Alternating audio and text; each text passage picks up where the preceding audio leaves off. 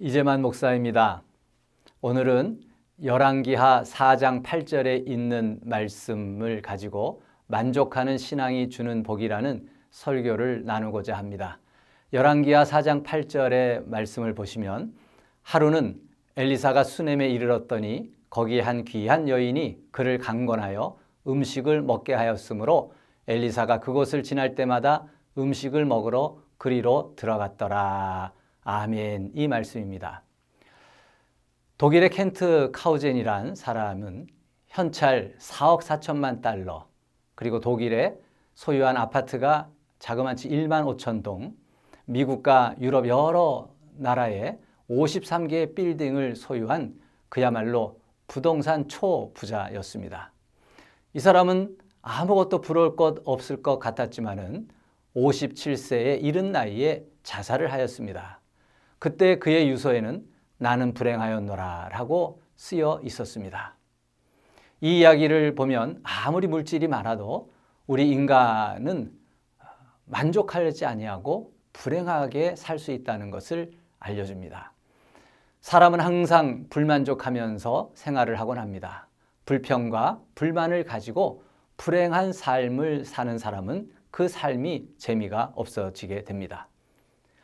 타임즈 기자가 세계의 부호인 록펠러에게 당신은 현재 가지고 있는 이 부여에 만족하십니까? 라고 물었더니 록펠러는 아니요 라고 머리를 저었습니다. 그래서 기자가 물었습니다. 얼마나 더 가지면 만족하시겠습니까? 그러자 록펠러는 많이도 말고 조금만 더 라고 대답을 했습니다. 그렇습니다. 우리 인간은 늘 현재의 지금에 만족하지 못하곤 합니다. 늘 조금만 더 갖기를 원합니다. 오늘 여러분들에게 읽어드린 성경에 보시면은 한 여인이 나오는데 그 여인은 지금 있는 것에 감사하고 만족하며 살았기 때문에 더 큰 축복을 받은 아주 아름다운 여인의 이야기가 나옵니다. 성경의 스토리는 이렇습니다. 수넴이라는 동네에 살아서 수넴 여인으로 우리가 잘 알고 있는 그 여인인데요. 수넴 여인은 자식이 없이 두 부부가 외롭게 살았습니다. 하지만 이 부부는 늘 만족하며 행복하게 살았습니다. 그러던 중 하나님의 종 엘리사가 그 동네를 자주 지나다니면서 알게 되었고, 수넴 여인은 엘리사가 그 동네를 지나갈 때마다 수시로 자기 집에 초대를 해서 식사 대접을 했습니다. 나중에는 남편과 의논해서 비록 작은 방이지만 아예 별채를 지어서 엘리사가 기거하며 쉴 수 있는 사랑방을 마련해 주었습니다. 그러자 선지자 엘리사는 너무 고마워서 그 여인에게 필요한 것이 무엇인지 말하라고 하였습니다. 그러나 수넴 여인은 나는 내가 쉴 만한 공간을 갖고 있으니 더 이상 필요한 것이 없습니다 라고 대답을 했습니다. 정말 아무 조건 없이, 필요한 것이 없이 하나님의 사람 엘리사를 대접한 것입니다. 이렇게 아무것도 이 수넴 여인이 요구하지 않을 때에 선지자 엘리사의 하인이었던 게하시가 그 부부에게 자식이 없음을 알았습니다. 그래서 엘리사에게 일러줬습니다. 이 여인의 가정에는 자식이 없습니다. 그러자 엘리사가 아들 없는 수넴 여인 내외에게 하나님이 아들을 주실 것이라고 약속하였고, 정말 그 엘리사의 약속대로 그 다음에 아들을 얻게 되었습니다. 뿐만 아니라 이 아들이 태어난 지 몇 년 후에 병으로 다 죽게 되었을 때 그녀는 그 죽는 아들을 놓고 엘리사에게 달려갔습니다. 이때 엘리사가 능력을 발휘해서 죽은 아들까지도 살려주었습니다. 그뿐이 아닙니다. 수넴 땅에 훗날 기근이 임하였습니다. 그러자 엘리사가 그걸 일러주었습니다. 수넴 여인은 이 엘리사의 예언을 믿고 그곳을 떠나서 잠시 다른 곳에 머무르면서 기근을 피할 수가 있었습니다. 7년의 기근이 끝나고 다시 안정을 되찾았을 때 이 수넴 여인은 다시금 자기 고향으로 돌아오게 되었고, 엘리사의 종의 도움을 얻어서 자기의 모든 재산을 회복할 수 있게 되었습니다. 아들도 얻고 죽은 아들도 살려내고 기근도 면하고 또한 재산도 보호받는 인생에서 가장 큰 복, 가정의 복, 물질의 복, 여러 삶의 복을 받은 여인이 바로 오늘 제가 성경에서 소개해드리는 수넴 여인입니다. 세상에는 열심히 구해서 복 받는 사람이 있는가 하면 구하지 않았는데도 이 수냄 여인처럼 저절로 복이 들어오는 사람이 있습니다. 무엇 때문에 이 수냄 여인이 이렇게 복을 받았을까요? 첫째는 그녀의 만족하는 신앙이 있었기 때문입니다. 수냄 여인은 조금 부족한 것이 있어도 자기 생활에 만족하며 살았던 것입니다. 그리스도를 본받아라고 하는 유명한 책의 저자인 토마스 아켄피스가 어느 날 꿈속에서 하나님의 음성을 들었습니다. 내가 너에게 무엇을 해주기를 원하느냐 하고 하나님이 물으시자 토마스 아켄피스는 이렇게 대답했습니다. 저는 하나님 앞에 구할 것이 아무것도 없습니다. 저는 만족합니다. 하나님 한 분만으로 만족합니다. 대답을 했습니다. 그런 꿈을 연속으로 3번 꾸었을 때 하나님이 말씀하셨습니다. 토마스 아켄피스야, 너는 세상에서 가장 부유한 사람이다. 그것이 바로 너의 생활이다. 언제나 만족하며 살거라 하셨습니다. 세상에는 모든 것을 갖추고도 불행한 사람이 있지만 모든 것이 없어도 만족하는 사람이 있습니다. 크리스찬은 하나님으로부터 말미암아 만족을 얻어야 합니다. 성경 고린도후서 3장 5절에 우리가 무슨 일이든지 우리에게서 난 것 같이 생각하여 스스로 만족할 것이 아니니 우리의 만족은 오직 하나님께로서 나느니라. 기독교인의 만족은요, 인간의 의지에서 나오는 만족이 아니라 하나님께로부터 나오는 만족이라고 성경은 말씀하고 있습니다.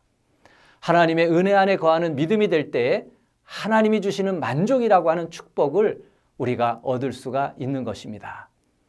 이사야서 58장 11절 말씀 보시면 나 여호와가 너를 항상 인도하여 마른 곳에서도 너의 영혼을 만족해 하며 너의 뼈를 견고케 하리니 너는 물된 동산 같겠고 물이 끊어지지 아니하는 샘 같을 것이라. 아멘. 이런 말씀이 있어요. 나로 하여금 만족하게 하시는 그분이 바로 하나님이십니다. 우리에게 하나님은 메마른 심령을 만족하게 해주시는 분인 것입니다. 끊이지 않는 샘물처럼 하나님이 주시는 만족으로 말미암아 물된 동산처럼 늘 풍성하고 견고한 삶을 사시기를 바랍니다. 두 번째로 이 수냄 여인이 축복받았던 비결은 작은 것 하나라도 나눌 수 있는 마음이 있었기 때문입니다. 사도행전 10장에 다비다라는 여인의 이야기가 나옵니다. 이 다비다는 죽었다가 다시 살아나는 기적의 주인공이었습니다. 그 기적의 시작은 다비다와 함께 살고 있는 동네 사람들이 다비다가 죽자 사도 베드로를 찾습니다. 그리고는 평소에 다비다가 자기들에게 손수 뜨개질해서 입혀준 속옷과 겉옷들을 베드로에게 보여주면서 이런 여인이 꼭 살아야 된다고 얘기를 해줍니다. 울면서 이렇게 우리를 사랑했던 그 다비다가 죽어서 너무 마음 아프다고 살려달라고 애원을 했습니다. 그 다비다의 이야기를 들은 베드로는 눈물을 흘립니다. 그리고 하나님 앞에 간절히 기도할 때에 죽었던 다비다가 살아나는 놀라운 이야기입니다. 손으로 뜨개질을 해서 만들어주는 속옷 하나, 겉옷 하나, 그 하나의 옷 하나를 다비다처럼 나눠주는 그 아름다움이 수냄 여인에게도 있었습니다. 밥 한 끼라도 주의 종과 함께 나누기를 즐겨했던 마음의 소유자, 그가 수냄 여인이었습니다. 우리가 주님을 위해, 세상을 위해 하는 사랑과 헌신이 아주 작고 보잘것없는 것 같지만 그것이 모이면 얼마나 큰 축복의 능력이 되는 줄 모릅니다. 마지막 3번째로 이 수냄 여인이 축복받은 그 비결은 바로 모시어 드리기를 원하는 마음이 있었기 때문입니다. 수냄 여인은 자기 집 앞을 지나가는 주의 종 엘리사를 모시어 드리기를 좋아했습니다. 그 엘리사를 모시어 드려서 식사 대접을 하고 아예 사랑채를 마련해서 언제든지 들어와 쉬도록 했습니다. 찬송가의 534장의 가사를 보시면 주님 찾아오셨네 모시어 드리세. 모시어 드리세. 엘리사가 지나갈 때마다 수냄 여인은 엘리사를 모시어 드렸습니다.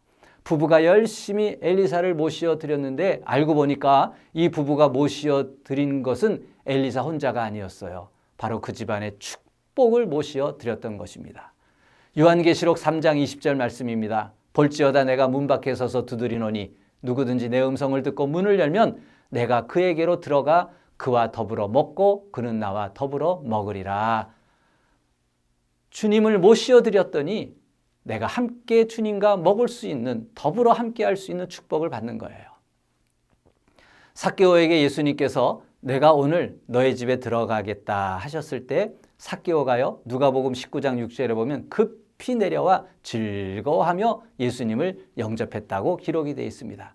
삭개오는 예수님을 즐겁게 모셔드렸을 때 그 삭개오의 인생의 문제가 해결되고 삶이 변화되고 구원을 받는 축복을 받게 되었습니다. 여자의 일생을 쓴 모파상 아시죠? 모파상을 여자로 아는 분이 있는데 19세기 말 프랑스의 소설가 기드 모파상은 남자이죠. 이 모파상은 본래 신학교를 다녔습니다. 그런데 중퇴를 했습니다. 그리고 하나님과 결별한 삶을 살았습니다. 예수가 주인이 된 인생이 아니라 자신의 재능을 의지하고 나아가서 세계적인 문학가가 되었습니다. 그가 쓰는 작품마다 베스트셀러가 되었습니다. 그래서 이 모파상은 지중해에 요트를 사서 호화로운 생활을 하고 노르망디에다가 호화저택을 마련하고 파리에다가도 아파트를 두고 많은 돈을 은행에 넣고 살았습니다. 여자도 수도 없이 바꿨습니다. 결혼도 여러 차례 했습니다. 그런데 중요한 것은 그 마음에 공허함을 메울 길이 없었습니다. 참된 만족을 얻지 못했기 때문이죠. 결국 그는 세상에서 방황하는 삶을 살게 되었습니다. 나중에는 매독에 걸리기도 하고 자살을 시도했다가 실패해서 정신이 파탄나기도 했습니다. 결국은 정신병원에 수용되고 허공에다가 큰 소리만 절규하다가 43세라고 하는 이른 나이에 세상을 떠났습니다. 그 모파상의 묘비에 기록된 글입니다. 나는 모든 것을 소유하고자 했지만 결국 아무것도 갖지 못했다. 겉으로는 많은 명성과 부귀영화를 누렸지만 그러나 실상 그는 아무것도 가진 것이 없는 사람이었던 것입니다. 모든 것을 소유한 것 같지만 하나님을 소유하지 못한 사람은 아무것도 가진 것이 없는 사람입니다. 누가 우리의 주인입니까? 우리는 누구를 내 안에 모시어드리고 살고 있습니까? 비록 무화과 나무가 무성치 못하고 포도나무에 열매가 없어도 여호와로 말미암아 즐거워하며 기뻐하는 삶처럼 하나님께 뿌리 내리고 사는 인생, 주님을 내 안에 모시어드리고 사는 인생이야말로 가장 축복된 인생이 되는 것입니다. 그 모파상의 단편소설 가운데 목걸이라고 하는 소설이 있습니다. 이런 내용이에요. 어느 가난한 공무원의 아내인 마틸드 로아젤은 자신의 넉넉하지 못한 형편을 늘 불만족했습니다. 그러면서 늘 화려하고 우아한 귀족적인 삶을 부러워하면서 늘 자신의 처지에 대해서 불만이었습니다. 그러다가 친구를 만났는데 이 친구는 없이 살면서도 아주 행복해하는 수녀원 친구였어요. 그런 사람을 만나고 나면 더 괴로웠습니다. 아니 어떻게 없는데 저렇게 행복할 수가 있어? 말도 안 돼. 어느 날 남편이 초대장을 하나 줬습니다. 봤더니 장관집의 멋진 무도회의 초대장이었습니다. 그러자 이 마틸드는 남편에게 푸념을 합니다. 뭘 입고 가라고? 입을 옷이 없는데 아내가 그렇게 멋진 귀족의 삶을 부러워해서 간신히 초대장을 얻어서 갖다 줬는데 이 아내는 입고 갈 옷이 없다고 푸념을 했습니다. 그래서 이 남편은 몰래 모아두던 300프랑을 모두 찾아내서 아내에게 좋은 옷을 사주었습니다. 그러자 이 아내는 또 얘기합니다. 옷이 좋으면 뭐해? 몸에 지닐 보석이 아무것도 없는데 보석 타령을 했습니다. 그래서 부유한 자기 친구 집에서 보석을 빌리기로 했습니다. 마침 그 부유한 친구는 이 마틸드에게 자기의 보석함을 보여주면서 여기서 마음에 드는 보석을 빌려가라 그랬습니다. 이때 마틸드 눈에 들어왔던 보석함이 있었습니다. 그 안에는 다이아몬드 목걸이가 있었습니다. 그래서 이 마틸드는 자기 친구에게 그 다이아몬드를 같은 보석함을 빌려갖고 왔습니다. 비싼 드레스에 화려한 다이아몬드 목걸이를 치장하고 이 부인은 무도회를 가서 즐겁게 그 파티를 잘 마치고 집에 돌아왔습니다. 그런데 집에 돌아와서 보니까 목에 목걸이가 없어졌어요. 아이고 큰일 났습니다. 이거 빌려온 건데. 그래서 그 목걸이가 들었던 보석 상자를 가지고서 보석상에 가서 물어봤더니 이 상자에 담겨진 보석은 4만 프랑 값어치의 보석입니다 라는 청천벽력과 같은 소리를 듣게 된 거예요. 가장 비슷하게 생긴 목걸이를 찾았더니 3만 6천 프랑이었습니다. 큰일 났습니다. 그 빌려온 친구에게 말을 할 수도 없고 창피해서, 그래서 이 여인은 3만 6천 프랑의 비싼 그 자기가 잃어버린 다이아몬드 목걸이를 사야 했습니다. 유산으로 받은 1만 8천 프랑, 사람들에게 돈을 있는 대로 꾸고 어음도 발행을 했습니다. 고리대금업자에게 도장을 찍고 빚도 얻었습니다. 그렇게 해서 마틸드는 간신히 3만 6천 프랑을 마련해서 그 다이아몬드 목걸이를 사서 그것을 빌려왔던 보석상자에 담아서 아무 일도 없었던 듯이 그 빌려준 친구에게 그 보석상자를 갖다 주었습니다. 이 보석값을 마련하라고 마틸드는 집도 팔아야 됐고 굳은 일도 해야 했습니다. 그렇게 10년이 지나면서 일을 하고 살다 보니까 늙어버렸습니다. 10년이 지난 어느 날 우연히 길에서 그때 자기에게 보석을 빌려준 친구를 만났습니다. 그런데 그 친구는 여전히 젊고 아름다웠습니다. 그 친구는 마틸드를 알아보질 못했습니다. 10년 동안 너무 초라해지고 늙어버렸기 때문입니다. 그때 이 마틸드가 얘기를 합니다. 실은 10년 전에 내가 너한테 빌렸던 그 목걸이, 그거 내가 잊어버려서 내가 돈 주고 사서 너한테 준 거야. 이 친구가 마틸드 얘기를 듣자 깜짝 놀랍니다. 잠깐만, 내 목걸이 대신에 진짜 목걸이를 사서 나에게 가져왔단 말이야? 어쩌면 좋지? 내가 너한테 빌려준 그 목걸이는 가짜였어. 기껏해야 500프랑도 안 되는 가짜였는데 나는 네가 보석 중에서 원하는 것을 가져가라고 했을 때 그걸 가져가길래 네가 좋아서 가져간 줄 알았지. 그리고는 그 마틸드가 다시 돌려줬을 때 그것이 가짜였기 때문에 아예 보석함도 열어보지 아니하고 그대로 뒀던 것입니다. 여러분, 이 소설 속의 주인공 마틸드처럼 가짜에 매여서 평생을 힘들게 살아간, 누구를 모시고 사느냐에 따라서 인생은요 고역이 될 수도 있고 성역이 될 수도 있는 것입니다. 헛된 것을 붙들고서 500프랑도 안 되는 그 보석이 진짜인 줄 알고 그 진짜의 보석에 매어서 자기의 인생 10년을 버리고 산, 그로 인해서 늙고 추해진 그 주인공의 이야기처럼 여러분 인생에서 세상에 헛된 부귀영화를 쫓다가 만족하지 못하고 불행한 삶으로 끝내는 경우가 있습니다. 여러분, 기독교인은 주님을 내 안에 모시어 드리고 살아가야 되는 겁니다. 주님을 내 안에 모시고 드리고 살아갈 때에 그 인생은 평안해지는 겁니다.